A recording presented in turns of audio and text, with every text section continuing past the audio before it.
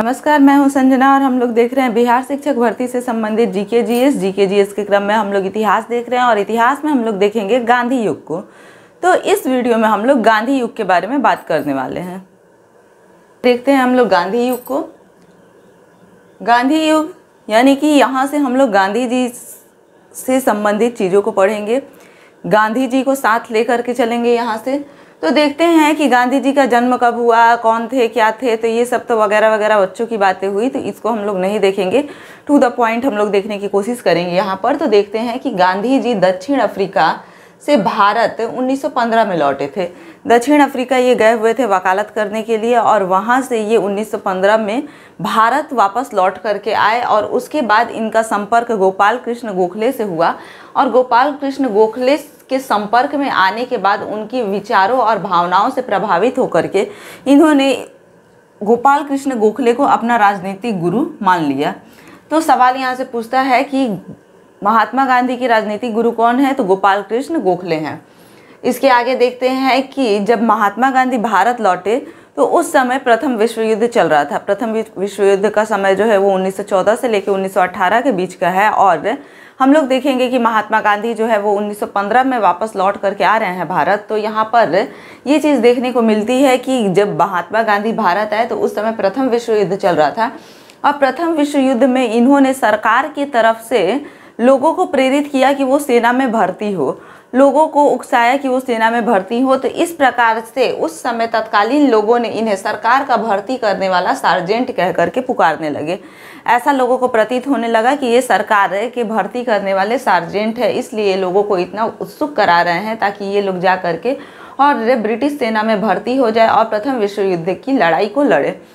इसके आगे देखा जाएगा कि प्रथम विश्व युद्ध में इनकी भूमिका को देख करके, यानी कि सेना में लोगों को भर्ती कराने की भूमिका को देख करके सरकार का पक्ष लेने के क्रम में सरकार ने इन्हें, यानी कि ब्रिटिश सरकार ने इन्हें 1915 में केसर-ए-हिंद से नवाजा, केसर-ए-हिंद उपाधि से नवाजा। तो यहाँ पर सवाल ये भी पूछा जाता है कि केसर-ए-हिंद से महात्मा गांधी को किसने नवाजा था, तो ब्रिटिश सरकार ने नवाजा था। और कब, तो 1915 में।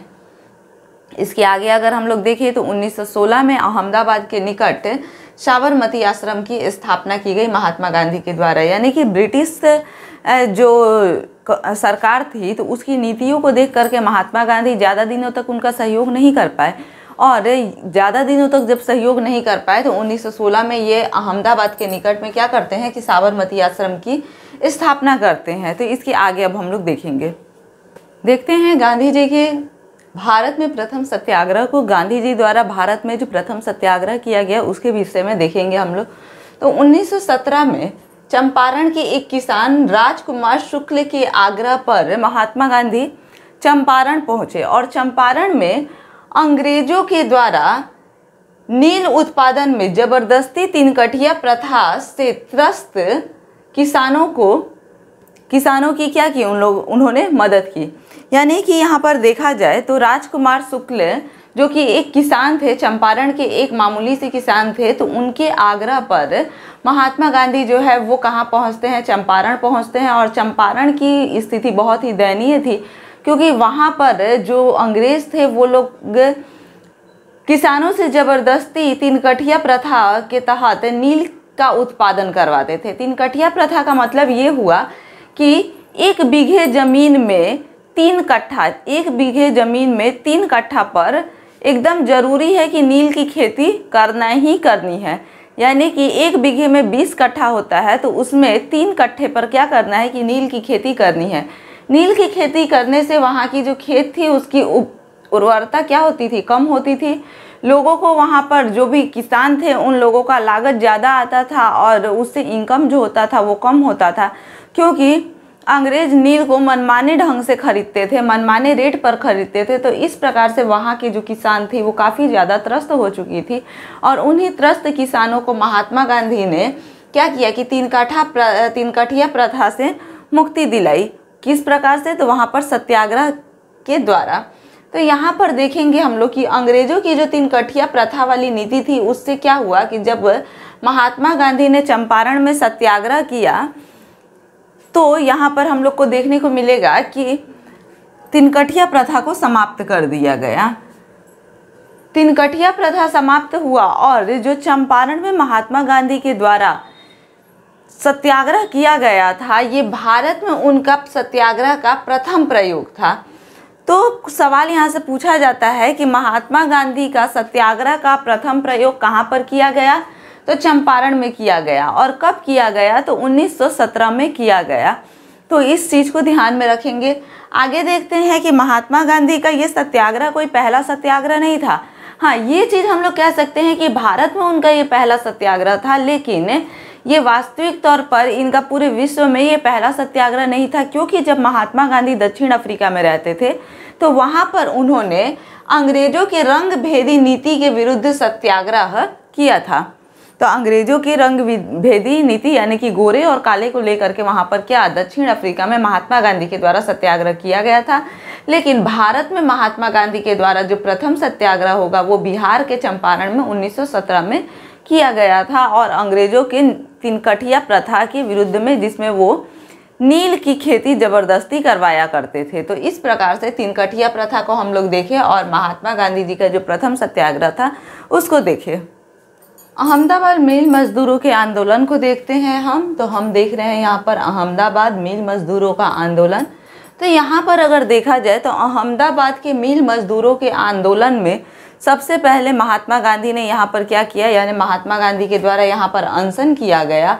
और इस प्रकार से देखा जाए तो 1918 में अहमदाबाद मिल मजदूर के आंदोलन में सबसे पहली बार महात्मा गांधी ने भूख हड़ताल किया था। तो सवाल यहाँ से पूछा जा सकता है कि महात्मा गांधी ने सबसे पहले भूख हड़ताल कब किया था? तो अहमदाबाद मिल मजदूरों के आंदोलन में 1918 में सबसे पहले भूख आंदोलन किया था। इसके बाद अगर देखा जाए तो 1918 में ही गुजरात के खेड़ा में महात्मा गांधी के द्वारा कर नहीं आंदोलन का नेतृत्व किया गया था। तो हम लोग यहाँ पे टू द पॉइंट देख रहे हैं, इधर उधर की चीज़ों को ध्यान में नहीं रख रहे हैं। टू द पॉइंट जो भी फैक्ट चीज़ें हैं उन लोगों को देख रहे हैं, उन चीज़ों को देख रहे हैं।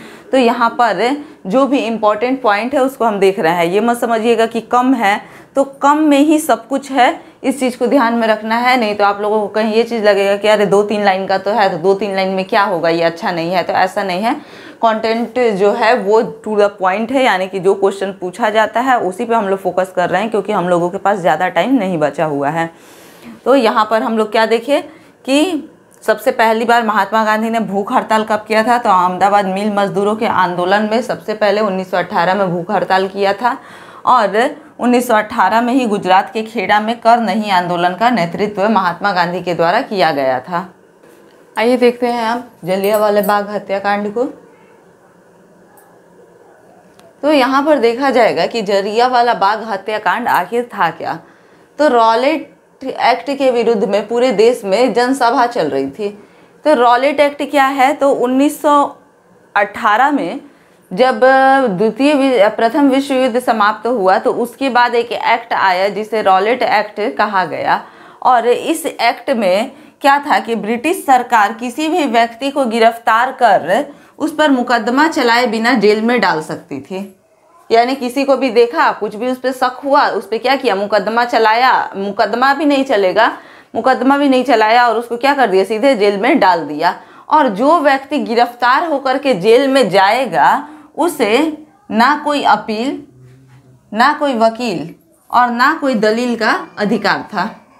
यानी कि ना ही वो वकील रख सकता था, ना ही कोई अपील कर सकता था, ना ही अपना कोई दलील दे सकता था। इस तरह का अधिकार था किसको? तो जो व्यक्ति गिरफ्तार होकर के जाएगा उसको। तो यही है रॉलेट एक्ट। तो रॉलेट एक्ट के विरुद्ध में पूरे देश में क्या हो रहा था कि जनसभा चल रही थी। और इसी जनसभा का एक हिस्सा था कि देखा गया कि इसी के तहत, यानी इस नियम के तहत पंजाब के लोकप्रिय नेता डॉक्टर सैफुद्दीन किचलू तथा डॉक्टर सत्यपाल को गिरफ्तार कर लिया गया। और इस विरोध में, यानी कि डॉक्टर सैफुद्दीन किचलू और डॉक्टर सत्यपाल को गिरफ्तार करने के विरोध में 13 अप्रैल 1919 को अमृतसर के जालियांवाला बाग में एक शांतिपूर्ण सभा चल रही थी। अमृतसर के जालियांवाला बाग में क्या हो रहा था कि एक शांतिपूर्ण सभा चल रही थी, जिस सभा में शांतिपूर्ण सभा पर जनरल डायर ने आकर के अंधाधुंध फायरिंग शुरू कर दी। और इस फायरिंग में 1000 लोग मारे गए और 3000 लोग घायल हो गए। लेकिन सरकारी डाटा में देखा जाए तो यहाँ पर ये रिपोर्ट 379 ही दिखाया जाता है, यानी कि 379 ही दिखाया जाता है यहाँ पर सरकारी रिपोर्ट में। लेकिन जो सरकारी रिपोर्ट है वो सही रिपोर्ट नहीं है। यहाँ पर देखा जाए तो जनरल डायर जब वहाँ पर पहुँचा तो जनरल डायर को कैसे पता चला कि वहाँ पे शांतिपूर्ण सभा चल रही है, तो उसमें हंसराज नाम के एक व्यक्ति ने सहयोग किया था। कहा जाता है ना कि अपने ही लोग दगा करते हैं, तो यहाँ पर हंसराज नामक व्यक्ति ने वहाँ पर क्या किया था कि उसकी मदद की थी। और जालियांवाला बाग जो जगह है वो किसकी संपत्ति थी, तो वो जल्दी नामक व्यक्ति की संपत्ति थी। इसके विरोध में यानी जलियांवाला बाग के विरोध में महात्मा गांधी ने कैसर-ए-हिंद की उपाधि, रविंद्रनाथ टैगोर ने सर की उपाधि और जमुनालाल बजाज ने राय बहादुर की उपाधि को वापस लौटा दिया। और इसके आगे देखा जाए तो इस हत्याकांड के विरोध में शंकरन नारायण ने वायसराय की कार्यकारिणी से इस्तीफा दे दिया। इस हत्याकांड के चारों तरफ विरोध को देखते हुए ब्रिटिश गवर्नमेंट ने जांच के लिए एक कमेटी का गठन किया और एक कमेटी का गठन लॉर्ड हंटर की अध्यक्षता में किया, जिसे हंटर आयोग के नाम से हम लोग जानते हैं। और हंटर आयोग ने इसमें किस प्रकार की जांच की, तो पूरा का पूरा लीपा पोती करने का जो काम था वो हंटर आयोग ने किया। हंटर आयोग ने लीपा पोती करने का कार्य किया। तो चारों तरफ विरोध को देखते हुए ब्रिटिश गवर्नमेंट ने एक जांच की कमेटी बैठाने का निश्चय किया, जिसे लॉर्ड हंटर की अध्यक्षता में एक कमेटी का गठन किया गया, जिसे हंटर आयोग कहा गया। देखा जाएगा कि हंटर आयोग में 8 सदस्य थे, जिसमें 5 अंग्रेज और 3 भारतीय सदस्य थे। भारतीय सदस्यों को देखते हैं, जिसमें जगत नारायण, सर चीमनलाल सीतालवड़ और साहबजादा सुल्तान अहमद थे। 5 ब्रिटिश और 3 भारतीय थे। 3 भारतीयों के नाम को याद रखना है क्योंकि यहाँ से क्वेश्चन पूछे जाते हैं। कौन कौन भारतीय थे, तो जगत नारायण थे, सर चीमनलाल सीतलवाड़ थे और साहबजादा सुल्तान अहमद थे। इसके लिए देखा जाए तो कांग्रेस ने भी एक जांच कमेटी का गठन किया, जो मदन मोहन मालवीय की अध्यक्षता में किया गया था। और इसके अन्य सदस्य जो थे वो मोतीलाल नेहरू और महात्मा गांधी थे। तो इसकी जांच का गठन जो है वो ब्रिटिश गवर्नमेंट के द्वारा भी किया गया था और कांग्रेस के द्वारा भी किया गया था। ब्रिटिश गवर्नमेंट के द्वारा लॉर्ड हंटर की अध्यक्षता में, जिसे हंटर आयोग कहा गया, और कांग्रेस में अगर देखा जाए तो ये मदन मोहन मालवीय की अध्यक्षता में, जिसके अन्य सदस्य कौन थे, तो मोतीलाल नेहरू और महात्मा गांधी थे। तो इस प्रकार से जलियांवाले बाग में जो भी इम्पोर्टेंट चीज़ें हैं, जो भी इम्पोर्टेंट टॉपिक है, इसमें उस चीज़ को हम लोग देख चुके हैं, इम्पोर्टेंट पॉइंट को देख लिए हैं। देखते हैं खिलाफत आंदोलन को। खिलाफत आंदोलन 1920 में हुआ था। तो यहाँ पर देखेंगे कि प्रथम विश्व युद्ध में तुर्की की हार हुई थी। तो तुर्की की हार और साथ ही साथ तुर्की के साथ में अपमानजनक व्यवहार किया गया ब्रिटेन तथा मित्र राष्ट्रों के द्वारा। प्रथम विश्व युद्ध में ब्रिटेन तथा मित्र राष्ट्रों की जीत हुई थी और तुर्की की हार हुई थी। तो जिसमें तुर्की की हार तो हुई ही हुई, साथ ही साथ क्या किया गया कि तुर्की के साथ में अपमानजनक व्यवहार किया गया ब्रिटेन और मित्र राष्ट्रों के द्वारा। इसके बाद इस अपमान के तहत क्या हुआ कि पूरे विश्व के मुसलमान जो थे वो ब्रिटिशर्स के प्रति खिलाफ हो गए। उनके मन में बहुत ही आक्रोश था, बहुत ही क्रोध था। क्यों? क्योंकि तुर्की के खलीफा मुसलमानों के आध्यात्मिक गुरु थे। पूरे विश्व के मुसलमानों के आध्यात्मिक गुरु तुर्की के खलीफा हुआ करते थे। और इसके बाद क्या हुआ कि जैसे कि प्रथम विश्व युद्ध में तुर्की की हार और साथ में उसका अपमान हुआ, तो इससे पूरे विश्व के जो मुसलमान थे वो ब्रिटेन के खिलाफ हो चुके थे, उससे क्रोधित थे, आक्रोश में आ चुके थे, क्योंकि तुर्की के खलीफा मुसलमानों के आध्यात्मिक गुरु थे। इसके परिणाम स्वरूप क्या हुआ कि खिलाफत आंदोलन प्रारंभ हुआ।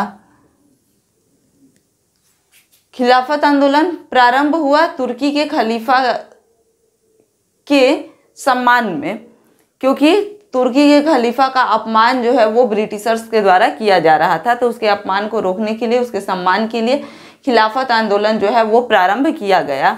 इसके आगे देखा जाएगा कि भारत में भी मुसलमानों ने 19 अक्टूबर 1919 को, 1920 में नहीं 1919 में, 19 अक्टूबर 1919 को क्या किया, राष्ट्रीय स्तर पर ब्रिटेन के विरुद्ध खिलाफत दिवस मनाया। जैसे कि उस समय देखा जाएगा तो भारत में ब्रिटिशर्स का राज था, तो ब्रिटेन के खिलाफ 19 अक्टूबर 1919 को भारत में भी क्या मनाया गया, ब्रिटिशर्स के खिलाफ खिलाफत दिवस मनाया गया। और इसके बाद देखा जाए तो 23 नवंबर 1919 को हिंदू और मुसलमानों की एक संयुक्त बैठक हुई खिलाफत आंदोलन के विरोध में, खिलाफत आंदोलन के तहत 23 नवंबर 1919 को हिंदू और मुसलमानों की एक संयुक्त बैठक हुई जिसकी अध्यक्षता महात्मा गांधी ने की थी। यानी कि ये एक ऐसा आंदोलन था जिसमें हिंदू और मुस्लिम दोनों एक मंच पर आए थे। तो हिंदू और मुसलमानों की संयुक्त बैठक 23 नवंबर 1919 को हुई थी खिलाफत आंदोलन के तहत। इसकी अध्यक्षता महात्मा गांधी के द्वारा की गई थी।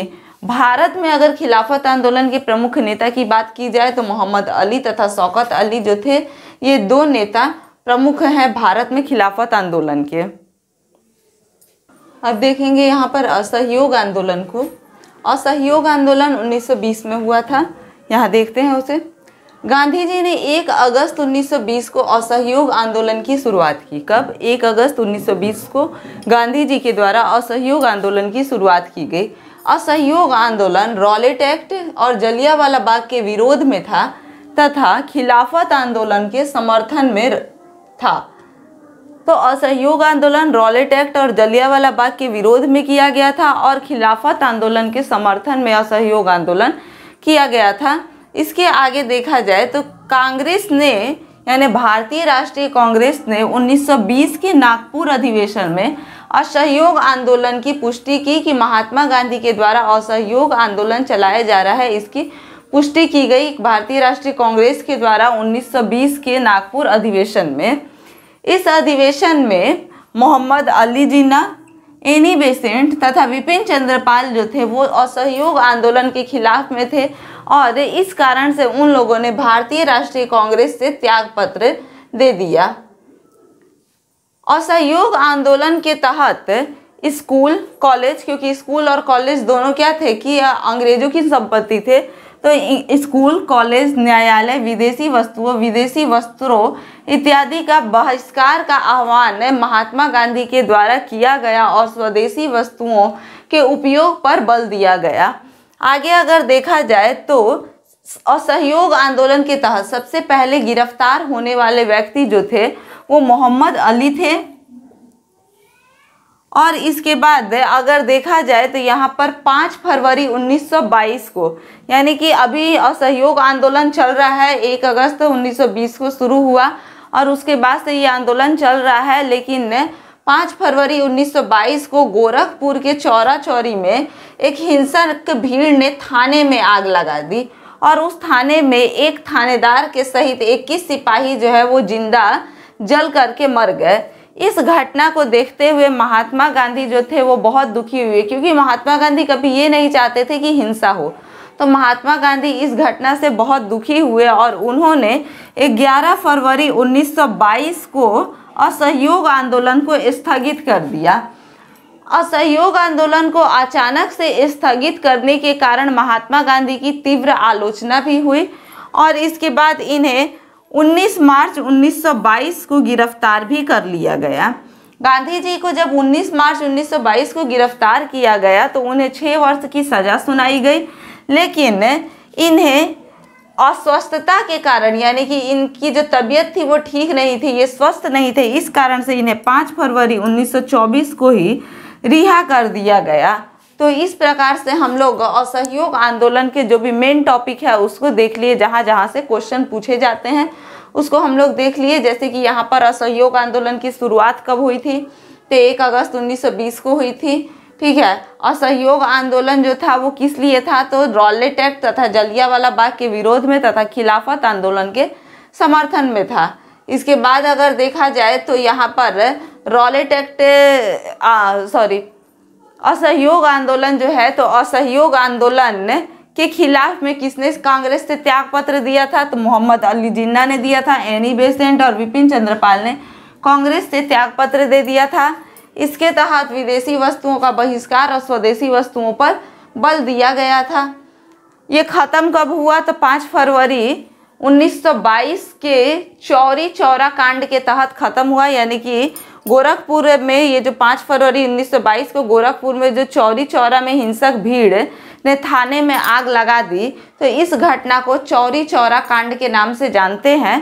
तो चौरी चौरा कांड भी पूछ सकता है। इसके बाद पूछेगा कि महात्मा गांधी ने कब इसे स्थगित किया था, तो 11 फरवरी 1922 को स्थगित किया था। महात्मा गांधी को असहयोग आंदोलन के तहत कब गिरफ्तार किया गया, तो 19 मार्च 1922 को गिरफ्तार किया गया। तो बहुत सारे क्वेश्चन यहाँ से बन रहे हैं, तो आप लोग इसको देखिए, समझिए और साथ ही साथ लाइक शेयर और सब्सक्राइब भी कीजिए। तो आप लोग चैनल को सब्सक्राइब कीजिए, ज़्यादा से ज़्यादा इसको शेयर कीजिए ताकि ज़्यादा से ज़्यादा लोग इसे देखें, और अगर वीडियो अच्छा लगे तो इसे प्लीज़ लाइक भी कीजिए। तो आगे के टॉपिक को आप देखते हैं स्वराज पार्टी को। स्वराज पार्टी की स्थापना 1923 ईस्वी में हुई थी। तो इसकी स्थापना कैसे हुई इसको देखते हैं। तो असहयोग आंदोलन की समाप्ति और गांधी जी की गिरफ्तारी, यानी जैसे ही असहयोग आंदोलन की समाप्ति हुई वैसे ही गांधी जी की गिरफ्तारी भी हो गई। तो इस दोनों ही घटनाओं से राजनीतिक वातावरण में बहुत ही निराशा का माहौल था। पूरे राजनीतिक वातावरण में निराशा का माहौल था, और इसी निराशा के माहौल के क्रम में कांग्रेस के एक समूह ने चुनाव में भाग लेने की इच्छा को व्यक्त किया। जब चुनाव में भाग लेने की इच्छा को व्यक्त किया गया तो इस पर कांग्रेस दो गुटों में बंट गया। एक परिवर्तनवादी था और दूसरा अपरिवर्तनवादी था। यानी कि जो परिवर्तनवादी थे ये चुनाव में भाग लेना चाहते थे और अपरिवर्तनवादी चुनाव में भाग नहीं लेना चाहते थे। परिवर्तनवादी जो थे वो अपनी लड़ाई को विधान परिषद ले जाना चाहते थे, जबकि अपरिवर्तनवादी विधान परिषद में प्रवेश के विरोधी थे। इसमें देखा जाए तो जो परिवर्तनवादी थे तो उन्होंने 1922 के कांग्रेस के गया अधिवेशन में, परिवर्तनवादी जो थे जो अपनी लड़ाई को विधान परिषद लेके जाना चाहते थे, तो वो लोग क्या किए कि 1922 के कांग्रेस के गया अधिवेशन में चित्तरंजन दास ने विधान परिषद में प्रवेश का प्रस्ताव रखा। 1922 में भारतीय राष्ट्रीय कांग्रेस का जो गया अधिवेशन हुआ उसमें चित्तरंजन दास ने क्या रखा कि विधान परिषद में प्रवेश के लिए एक प्रस्ताव को रखा। लेकिन उस प्रस्ताव को रखने के साथ ही सी गोपालाचारी के नेतृत्व में अपरिवर्तनवादियों ने इसे पूरे बहुमत के साथ में अस्वीकार कर दिया। तो इस विधान परिषद में जाने का जो क्या कहा जाएगा कि जो प्रस्ताव था उसे सी राजगोपालाचारी के नेतृत्व में अस्वीकार किया गया। तो इससे कांग्रेस जो है वो पहले ही दो गुटों में बढ़ चुका था, लेकिन अब इसमें चित्तरंजन दास तथा मोतीलाल नेहरू ने कांग्रेस से त्याग पत्र दे दिया। चित्तरंजन दास और मोतीलाल नेहरू, नाम याद रखेंगे, चित्तरंजन दास और मोतीलाल नेहरू ने क्या किया कि कांग्रेस से त्याग पत्र दे दिया। कांग्रेस से त्याग पत्र देने का कारण क्या था कि विधान परिषद में जाने के लिए जो इन्होंने प्रवेश प्रस्ताव पारित यानी प्रस्ताव रखा था उससे पारित नहीं किया गया था। तो यही कारण था। तो इस कारण से चित्तरंजन दास और मोतीलाल नेहरू ने इसका क्या कर दिया था कि कांग्रेस से त्याग पत्र दे दिया। और उसके बाद मार्च 1923 में इलाहाबाद में स्वराज पार्टी की स्थापना की। मार्च 1923 में इलाहाबाद में स्वराज पार्टी की स्थापना किसके द्वारा की गई, तो चित्तरंजन दास और मोतीलाल नेहरू के द्वारा की गई थी। स्वराज पार्टी के गठन के बाद से अगर देखा जाए तो इसके अध्यक्ष चित्तरंजन दास बने और महामंत्री या सचिव जो थे वो मोतीलाल नेहरू बने। इसके बाद अगर देखा जाए तो स्वराज पार्टी ने खुद को यानी कि अपने आप को कांग्रेस पार्टी का अभिन्न अंग बताया और अहिंसा तथा असहयोग की नीति को वचनबद्धता से जाहिर किया। और इसके बाद देखते हैं कि स्वराज पार्टी का जो मुख्य उद्देश्य था वो क्या था, तो पूर्ण प्रांतीय स्वायत्तता प्राप्त करना, डोमिनियन स्टेट को शीघ्र प्राप्त कर लेना और ब्रिटिश सरकार के लिए अधिक से अधिक मुश्किलों को खड़ा करना, यही स्वराज पार्टी का उद्देश्य था। 1923 के केंद्रीय विधानसभा चुनाव में तथा प्रांतीय चुनावों में स्वराज पार्टी को बड़ी सफलता मिली। यहाँ देखा जा रहा है कि स्वराज पार्टी को सफलता भी मिल रही है। पहले चुनाव में आने के लिए क्या होता है कि विवाद होता है, ये लोग निकल करके और स्वराज पार्टी की स्थापना करते हैं और उसके बाद इसमें स्वराज पार्टी को क्या होता है कि विजय भी प्राप्त होती है, बड़ी सफलता मिलती है। किसमें, तो विधानसभा चुनाव में और प्रांतीय चुनाव में इसको स्वराज पार्टी को बहुत बड़ी सफलता मिली। इसके आगे अगर देखें तो स्वराज पार्टी को सफलता 1923 में मिल रही है। तो इसके बाद 1925 में चित्तरंजन दास की मृत्यु हो जाती है और इसके बाद पार्टी में संकट के बादल छाने लगे। 1925 में चित्तरंजन दास की मृत्यु के बाद से स्वराज पार्टी में संकट के बादल छाने लगे और इसके बाद इसे फूट का भी सामना करना पड़ा। इसमें फूट पड़ गई, इसे फूट का सामना करना पड़ा। इस प्रकार से ये दो भागों में बट गया, एक प्रत्युत्तरवादी और दूसरा अप्रत्युत्तरवादी। प्रत्युत्तरवादी जो था वो गुट सरकार के सहयोग का इच्छुक था, ये सरकार का सहयोग करना चाहता था और जिन लोगों ने प्रत्युत्तरवादियों का क्या किया, विरोध किया, उसे अप्रत्युत्तरवादी कहा गया। इसके बाद अगर देखें तो 1923 के बाद 1926 में जब चुनाव हुआ तो उस चुनाव में स्वराज पार्टी को असफलता का सामना करना पड़ा। तो इस प्रकार से स्वराज पार्टी से जो भी इम्पोर्टेंट चीज़ें थी उसे हम लोग देख लिए हैं नेहरू रिपोर्ट को। तो 1919 के अधिनियम की समीक्षा के उद्देश्य से ब्रिटिश सरकार ने साइमन कमीशन की नियुक्ति की गठन की। ठीक है, तो साइमन कमीशन की नियुक्ति की गई किस लिए, तो 1919 का जो अधिनियम आया था उसकी समीक्षा करने के लिए। अब इसमें देखते हैं कि इसमें सारे सदस्य जो थे वो अंग्रेज थे। जब सारे सदस्य अंग्रेज थे, एक भी भारतीय नहीं था, तो इसलिए कांग्रेसियों ने साइमन कमीशन का विरोध किया और इसे श्वेत कमीशन भी कहा। आगे अगर देखा जाए यहाँ पर तो मोतीलाल नेहरू की अध्यक्षता में 1928 में एक कमेटी बनाई गई और इस कमेटी ने कब, तो 28 अगस्त 1928 को एक रिपोर्ट पेश की जिसे नेहरू रिपोर्ट के नाम से जाना जाता है। यानी इसी साइमन कमीशन की जांच के लिए मोतीलाल नेहरू की अध्यक्षता में 1928 में एक कमेटी बनाई गई जिसने क्या किया कि 28 अगस्त 1928 को अपना रिपोर्ट पेश किया और जिस रिपोर्ट को नेहरू रिपोर्ट के नाम से जाना जाता है। तो यहाँ पर ये हो गया और इसका प्रारूप जो था वो मोतीलाल नेहरू ने तैयार किया था। यानी नेहरू रिपोर्ट का जो प्रारूप था वो मोतीलाल नेहरू ने तैयार किया था।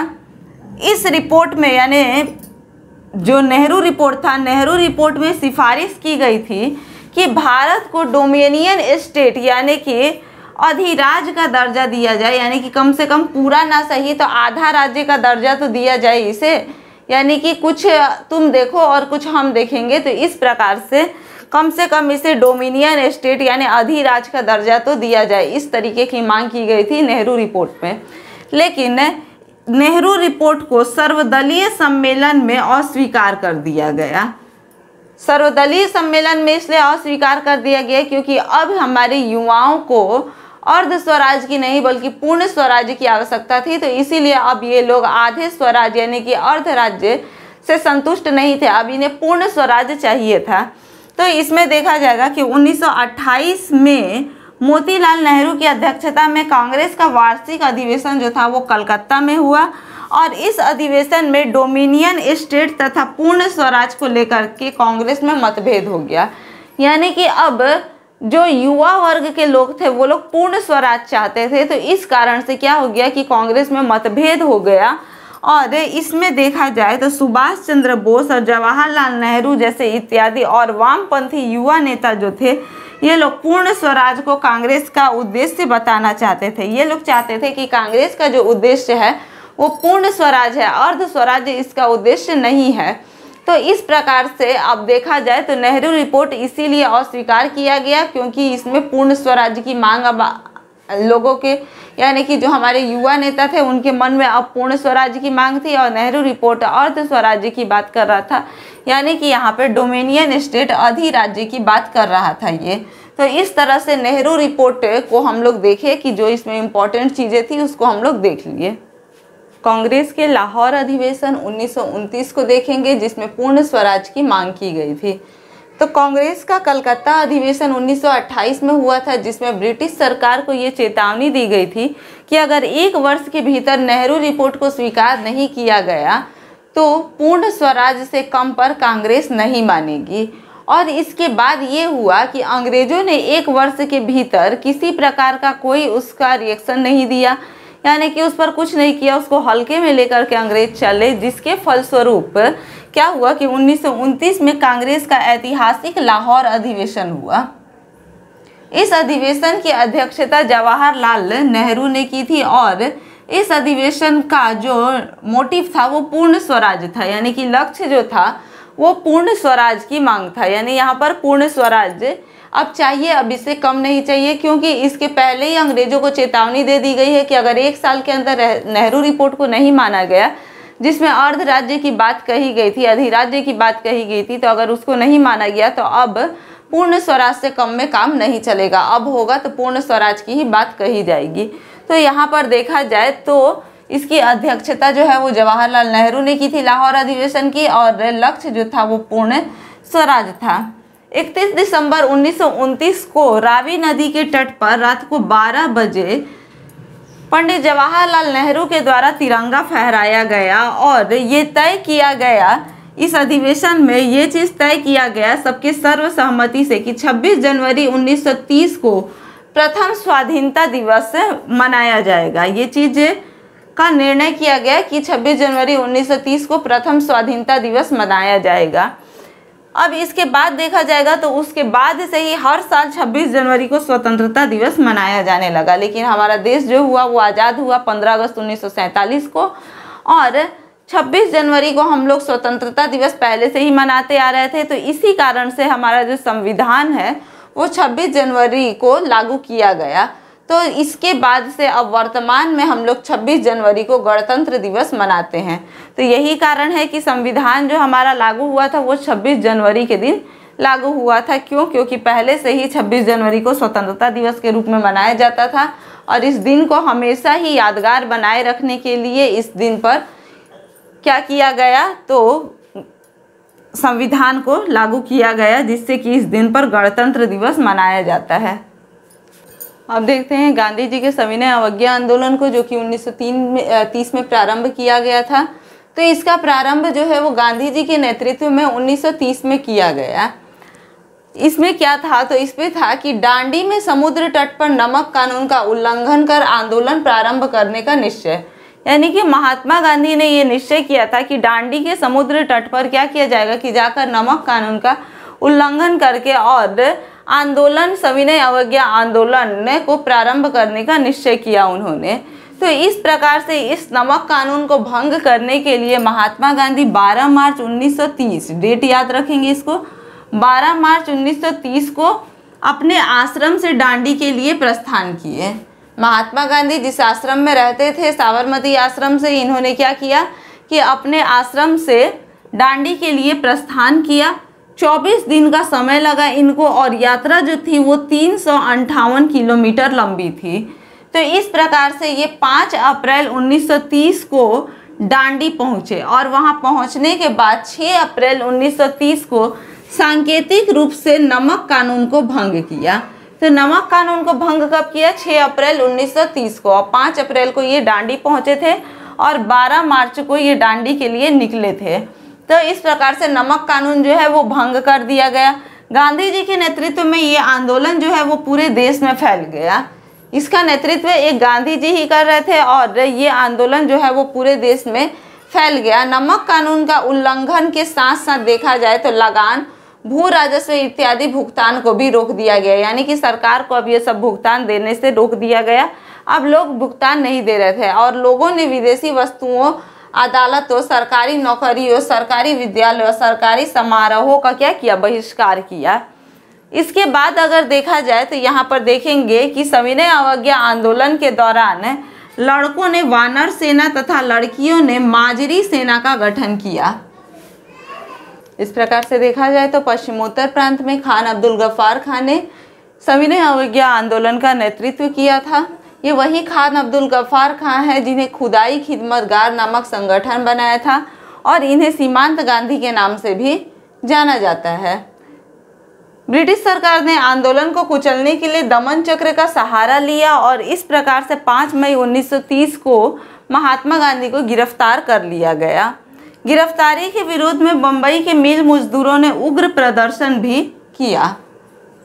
हम लोग देखते हैं अब गांधी इरविन समझौता को। तो गांधी इरविन समझौता जो है वो 5 मार्च 1931 को हुआ था, और ये गांधी जी और लॉर्ड इरविन के मध्य हुआ था। तो गांधी जी और लॉर्ड इरविन के मध्य 5 मार्च 1931 को एक जो समझौता हुआ था उसे गांधी इरविन समझौता के नाम से हम लोग जानते हैं। इसे गांधी इरविन पैक्ट भी बोलते हैं, और इसे दिल्ली समझौता भी कहते हैं। इस समझौता के बाद से महात्मा गांधी ने सविनय अवज्ञा आंदोलन को स्थगित कर दिया था। देखेंगे हम लोग गोलमेज सम्मेलन को, तो गोलमेज सम्मेलन में हम लोग देखते हैं कि 3 गोलमेज सम्मेलन हुए, और गोलमेज सम्मेलन जो है वो पहला, दूसरा और तीसरा, इन तीनों को हम लोग देखेंगे। गोलमेज सम्मेलन का मतलब सबसे पहले समझ लेते हैं। तो गोलमेज सम्मेलन का मतलब हुआ कि गोलमेज, यानी ये सम्मेलन जो हुआ था वो गोलमेज पे हुआ था, और यहाँ चारों तरफ यहाँ पर क्या लोग बैठे हुए थे, यानी कि इसमें कोई भी बड़ा और कोई भी छोटा नहीं था, सभी लोगों को बराबर दृष्टि से देख करके और गोलमेज सम्मेलन दिया गया था। क्योंकि हम लोग देखते हैं कि जो हमारा आयताकार टेबल जो होता है, तो उस पे इस छोर या फिर इस छोर पर बैठने वाला व्यक्ति जो होता है वो मुख्य होता है, यानी जो दोनों में जो भी छोर मेन माना जाएगा उस पे बैठा हुआ व्यक्ति जो होता है वो मुख्य होता है। लेकिन यहाँ गोलमेज सम्मेलन में कोई भी व्यक्ति मुख्य नहीं था, इसमें सभी लोगों को बराबर दृष्टि से देखा गया था। तो सबसे पहले यहाँ पर देखते हैं कि पहला गोलमेज सम्मेलन 12 नवंबर 1930 को हुआ था।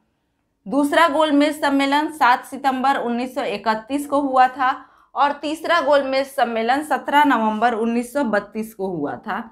तो ये गोलमेज सम्मेलन है। यहाँ पर देखेंगे कि तीनों गोलमेज सम्मेलन में भाग लेने वाले भारतीय नेता जो थे वो डॉक्टर भीमराव अंबेडकर थे। डॉक्टर भीमराव अंबेडकर मात्र एक ऐसे भारतीय नेता थे जिन्होंने तीनों गोलमेज सम्मेलन में भाग लिया था। इसके बाद अगर कांग्रेस की बात करें तो कांग्रेस ने सिर्फ और सिर्फ द्वितीय गोलमेज सम्मेलन में भाग लिया था, और इसका प्रतिनिधित्व महात्मा गांधी ने किया था। तो यहाँ से क्वेश्चन पूछा जाता है कि तीनों गोलमेज सम्मेलन में भाग किसने लिया था, तो डॉक्टर भीमराव अंबेडकर ने। बहुत बार ये क्वेश्चन पूछा गया है, यानी कि इसकी गिनती नहीं है कि कितने बार विभिन्न एग्जामों में इस क्वेश्चन को पूछा गया है। और फिर से ये भी क्वेश्चन पूछा गया है कि महात्मा गांधी ने किस गोलमेज सम्मेलन में भाग लिया था, तो द्वितीय गोलमेज सम्मेलन में भाग लिया था कांग्रेस के प्रतिनिधित्व के तौर पर। इसमें देखें तो द्वितीय गोलमेज सम्मेलन में सांप्रदायिक प्रतिनिधित्व के मुद्दे पर क्या हुआ था कि कोई ठोस मुद्दे पर यह सम्मेलन नहीं पहुंच पाया था। सांप्रदायिक प्रतिनिधित्व के मुद्दे पर द्वितीय गोलमेज सम्मेलन किसी ठोस मुद्दे पर नहीं पहुंच पाया था, जिसके परिणाम स्वरूप गांधी जी ने पुनः सविनय अवज्ञा आंदोलन की शुरुआत कर दी थी। तृतीय गोलमेज सम्मेलन में कांग्रेस की अनुपस्थिति में ही भारत सरकार अधिनियम 1935 के लिए एक ठोस योजना को अंतिम रूप से पेश कर दिया गया था। और इसके बाद देखा जाए, यानी कि तृतीय गोलमेज सम्मेलन में ही भारत सरकार अधिनियम 1935 को क्या किया गया था कि इसकी योजना को ठोस रूप से पेश कर दिया गया था। लेकिन वहां पर कांग्रेस जो थी वो अनुपस्थित थी, क्योंकि कांग्रेस का प्रतिनिधित्व महात्मा गांधी ने किया था, और ये सिर्फ और सिर्फ द्वितीय गोलमेज सम्मेलन में पहुंचे थे। यानी कि प्रथम गोलमेज सम्मेलन में ये लोग नहीं पहुंचे और द्वितीय गोलमेज सम्मेलन में पहुंचे थे। प्रथम गोलमेज सम्मेलन में नहीं पहुंचने के बाद से गांधी और इरविन में गांधी इरविन समझौता हुआ, और उसके बाद से ये द्वितीय गोलमेज सम्मेलन में पहुंचे, लेकिन उस पर संतुष्टि ना मिलने के कारण तृतीय गोलमेज सम्मेलन में कांग्रेस का कोई भी प्रतिनिधि नहीं पहुंच पाया था। तो यहाँ पर देखेंगे कि इंग्लैंड के प्रधानमंत्री कौन थे तीनों गोलमेज सम्मेलन के समय। इंग्लैंड के प्रधानमंत्री जेम्स रैमजे मैकडोनाल्ड थे। तीनों ही गोलमेज सम्मेलन के समय इंग्लैंड के प्रधानमंत्री जेम्स रैमजे मैकडोनाल्ड थे। ये क्वेश्चन भी बहुत बार पूछा गया है। सांप्रदायिक पंचायत की घोषणा तथा पूना समझौता जो कि 1932 में हुआ था, इसको देखेंगे अब हम लोग। तो पूना समझौता यानी सांप्रदायिक पंचायत की जो घोषणा है वो 16 अगस्त 1932 को की गई थी प्रधानमंत्री रैमजे मैकडोनाल्ड के द्वारा, यानी ब्रिटिश प्रधानमंत्री रैमजे मैकडोनाल्ड के द्वारा सांप्रदायिक पंचायत की घोषणा की गई थी, जो कि 16 अगस्त 1932 को की गई थी। इसके तहत क्या किया गया था कि निर्वाचन पद्धति को पृथक किया गया था, यानी मुसलमानों तथा सिखों के साथ अब हरिजनों पर भी पृथक निर्वाचन पद्धति लागू कर दी गई थी। जैसे कि मुसलमान अलग उनके लिए पृथक निर्वाचन पद्धति थी, सिखों के लिए अलग पृथक निर्वाचन पद्धति थी, उसी तरह से अब दलितों हरिजनों के लिए भी क्या किया गया था कि पृथक निर्वाचन पद्धति का इस्तेमाल किया गया था यहाँ पर। और इसकी घोषणा रैमजे मैकडोनाल्ड ने 16 अगस्त 1932 को की थी। इसके तहत क्या किया गया कि दलित वर्ग को पृथक निर्वाचन मंडल की सुविधा दिए जाने के विरोध में गांधी जी ने यरवदा जेल में, यानी गांधी जी उस समय जेल में थे तो इन्होंने यरवदा जेल में ही 20 सितंबर 1932 को आमरण अनशन शुरू कर दिया। दलितों को पृथक निर्वाचन क्षेत्र देने के विरोध में गांधी जी ने यरवदा जेल में ही क्या कर दिया कि विरोध शुरू कर दिया, आमरण अनशन शुरू कर दिया 20 सितंबर 1929 को। इसके बाद इस दिन को उपवास और प्रार्थना का दिवस मनाया गया। पूरे देश में दलितों के लिए मंदिर और कुएं खोल दिए गए, यानी कि जैसे कि मंदिर दलितों को छुआछूत की भावना से देखा जाता है तो पूरे देश में मंदिरों तथा कुएं खोल दिए गए दलितों के लिए। और गांधी जी और अंबेडकर के बीच में एक समझौता हुआ जिसके तहत क्या हुआ कि दलितों के लिए पृथक निर्वाचन मंडल को समाप्त कर दिया गया। तो गांधी जी तथा अंबेडकर के बीच में जो समझौता हुआ उसे ही पूना समझौता के नाम से जाना जाता है। तो पहले सांप्रदायिक पंचायत की घोषणा हुई और उसके बाद में पूना समझौता हुआ। तो पूना समझौता हुआ, ये पूना समझौता जो है ये 26 सितंबर 1932 को हुआ, जिसमें कि दलितों के लिए पृथक निर्वाचन मंडल को समाप्त कर दिया गया। लेकिन इसमें क्या किया गया कि प्रांतीय विधान मंडलों में दलितों के लिए सुरक्षित सीटों की संख्या को बढ़ा करके 71 से बढ़ा करके 148 कर दिया गया और केंद्रीय विधान मंडल में भी दलितों के लिए सुरक्षित सीटों की संख्या को 18% तक बढ़ा दिया गया। तथा गांधी जी के अनशन की पृष्ठभूमि में द्वितीय सविनय अवज्ञा आंदोलन जो था उसकी गति अब धीरे धीरे धीमी पड़ने लगी। और इसके बाद देखा जाए तो गांधी जी और अंबेडकर के बीच में जो पूना समझौता हुआ था उसके बाद गांधी जी ने अपना पूरा समय हरिजनों की सेवा में लगाने का अब निश्चय किया। इसी बीच में गांधी जी ने हरिजन सेवक संघ की स्थापना की और हरिजन सेवक संघ की स्थापना के बाद इन्होंने अपना पूरा समय हरिजनों के उत्थान में व्यतीत किया। तो इस प्रकार से द्वितीय सविनय अवज्ञा आंदोलन का अंत हो गया। आगे देखते हैं व्यक्तिगत सत्याग्रह। व्यक्तिगत सत्याग्रह महात्मा गांधी के द्वारा 17 अक्टूबर 1940 को प्रारंभ किया गया था। ये पावनार नामक स्थान से प्रारंभ हुआ था। इसमें अगर देखा जाए तो प्रथम सत्याग्रही जो थे वो विनोबा भावे थे, द्वितीय सत्याग्रही जवाहरलाल नेहरू थे और तृतीय सत्याग्रही ब्रह्मदत्त थे।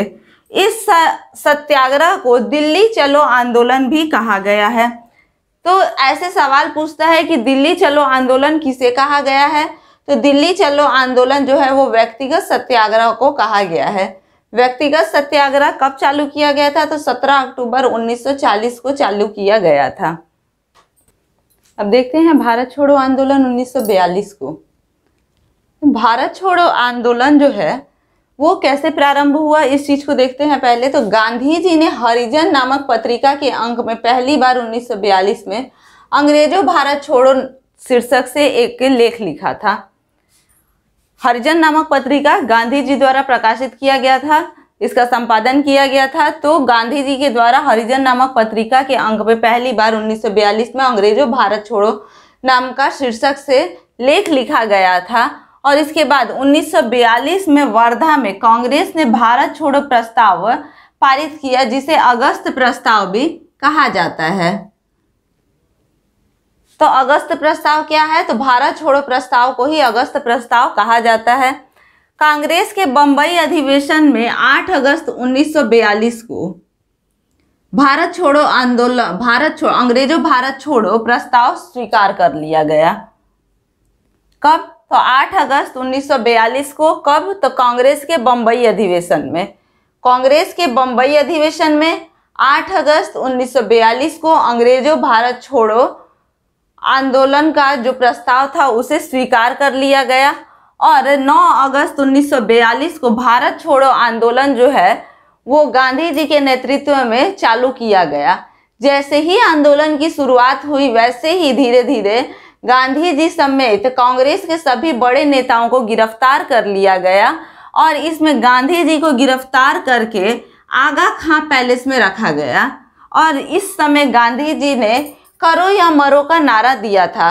वहीं देखा जाए तो डॉक्टर राजेंद्र प्रसाद को पटना में ही गिरफ्तार करके और वहीं पर नजरबंद कर दिया गया था। भारत छोड़ो आंदोलन ऐसा पहला आंदोलन था जो कि नेतृत्व विहीन था, लेकिन फिर भी अपने उत्कर्ष पर पहुंचा था। राम मनोहर लोहिया, उषा मेहता इत्यादि भूमिगत रेडियो कांग्रेस का संचालन किया। इन लोगों ने भूमिगत होकर के रेडियो कांग्रेस का क्या किया, संचालन किया। उसके बाद से देखा जाए तो 9 नवंबर 1942 को जयप्रकाश नारायण जो थे वो हजारीबाग सेंट्रल जेल से फरार हो गए और फरार होने के बाद में केंद्रीय संग्राम समिति, जिसे आजाद दास्ता भी कहा जाता है, बना करके अंग्रेजों को सशस्त्र संग्राम का आह्वान किया इन्होंने। इसके बाद देखा जाए तो सरकारी दमन के विरोध में महात्मा गांधी ने आगा खां पैलेस, जहां उसे नजरबंद किया गया था, तो आगा खां पैलेस में 10 फरवरी 1943 को 21 दिनों के उपवास की घोषणा कर दी, जिसके कारण महात्मा गांधी को नजरबंदी से रिहा कर दिया गया। तो इस प्रकार से भारत छोड़ो आंदोलन के जो भी महत्वपूर्ण पहलू थे उनको हम लोग देख लिए हैं और गांधी युग को हम लोग अच्छे से देखे। इसके बाद अगर आप लोगों को कोई भी दिक्कत होता है तो कमेंट कीजिए। वीडियो अगर अच्छा लगता है तो कमेंट कीजिए, वीडियो को अच्छा लगे तो लाइक कीजिए, ज़्यादा से ज़्यादा शेयर कीजिए और इसे सब्सक्राइब कीजिए। तब तक के लिए चलते हैं, धन्यवाद।